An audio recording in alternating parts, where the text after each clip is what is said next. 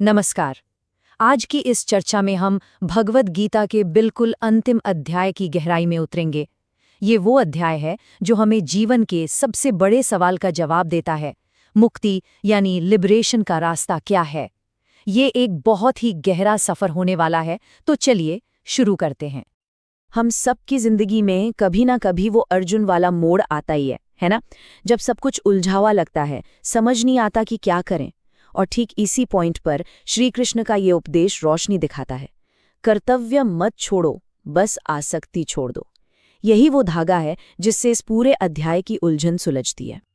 देखिए, अध्याय 18 सिर्फ एक और चैप्टर नहीं है, ये तो पूरी गीता का निचोड़ है, उसका सार है।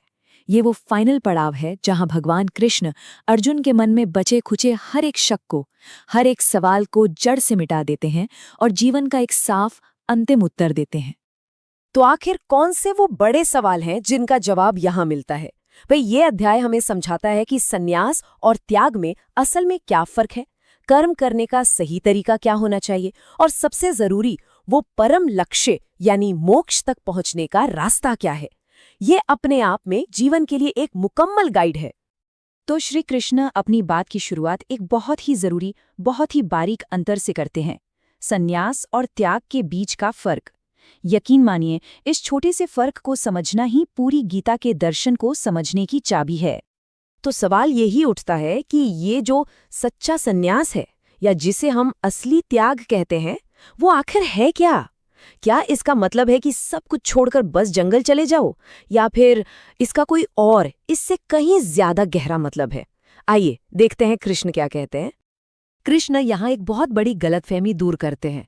वो कहते हैं, सन्यास का मतलब कर्मों को छोड़ देना नहीं है। अरे नहीं, असली रास्ता है त्याग का।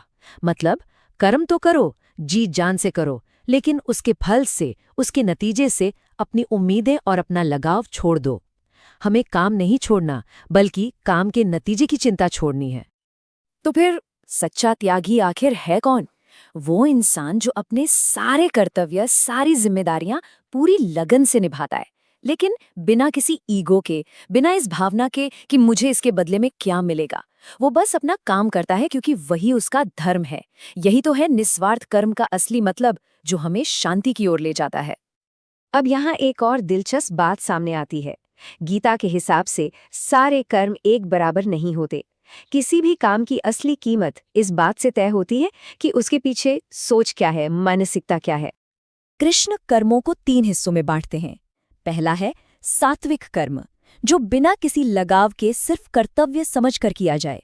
फिर आता है राजसिक कर्म, जो नाम, पैसा या किसी फल की जबरदस्त इच्छा के साथ किया जाता है। और तीसरा है तामसिक कर्म, जो बिना सोचे समझे अज्ञान में किया जाता है। गीता हमें हमेशा सात्विक कर्म करने के लिए ही प्रेरित करती है। अच्छा, तो ये सात्विक कर्मकर्ता कौन है? इसके लिए सिर्फ कर्म का सात्विक होना काफी नहीं है, करने वाले का मन भी तो सात्विक होना चाहिए। तो चलिए अब उस इंसान के गुणों पर ध्यान देते हैं जो ये आदर्श कर्म करता है। देखिए, एक सात्विक व्यक्ति का ज्ञान ऐसा होता है कि वो हर जीव में, चाहे इंसान हो या जानवर, उसी एक परमात्मा को देखता है। उसकी बुद्धि इतनी तेज होती है कि वो सही और गलत के बीच साफ साफ फर्क कर पाती है। और सबसे बड़ी बात, वो अहंकार और लगाव के बंधनों से पूरी तरह आजाद होकर काम करता है। यही गुण उसे जिंदगी के हर उतार चढ़ाव में शांत रखते हैं। और इन सब गुणों को अपने अंदर लाने का नतीजा क्या होता है? एक ऐसी गहरी अटूट शांति जो किसी बाहरी चीज पर डिपेंड नहीं करती। जिंदगी में चाहे तूफान आए या सब कुछ अच्छा हो, वो इंसान अंदर से शांत रहता है। अब सवाल ये है कि हम अपनी जिंदगी में ये सब लागू कैसे करें? तो कृष्ण इसका जवाब स्वधर्म के कॉन्सेप्ट से देते हैं। स्वधर्म यानी किसी का अपना स्वाभाविक कर्तव्य, अपना असली रास्ता। ये श्लोक ये बहुत शक्तिशाली है। इसका सीधा सा मतलब है कि किसी और की नकल करने या किसी और का रास्ता अपनाने से लाख गुना बेहतर है कि हम अपने स्वाभाविक कर्तव्यों को निभाएं, भले ही उन्हें करने में हमसे कुछ कमियां रह जाएं। तो असली रास्ता जिम्मेदारियों से भागना बिल्कुल नहीं है, बल्कि उन्हें गले लगाना है। पर कैसे?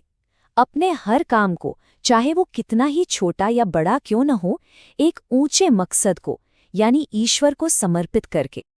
और अब अब हम गीता के बिल्कुल शिखर पर पहुंचते हैं, उस अंतिम, उस सबसे महत्वपूर्ण उपदेश पर, जो कृष्ण अर्जुन को और अर्जुन के जरिए हम सभी को देते हैं। यही है वो परम वादा। कृष्ण कहते हैं, अपने कर्मों का बोझ अपने सिर पर मत रखो, बस अपना कर्तव्य निभाओ और उसका नतीजा अच्छा हो या बुरा सब कुछ मुझ पर छोड़ दो। अगर तुम ऐसा करते हो तो मैं तुम्हें हर डर, हर सांसारिक बंधन से आजाद कर दूंगा। तो अगर पूरी गीता के सार को एक सिंपल से फॉर्मूला में बांधना हो तो वो ये है। देखिए, सबसे पहले ईश्वर में अटूट श्रद्धा, फिर अपने स्वधर्म के हिसाब से कर्म, और आखिर में उन सारे कर्मों का पूरा समर्पण।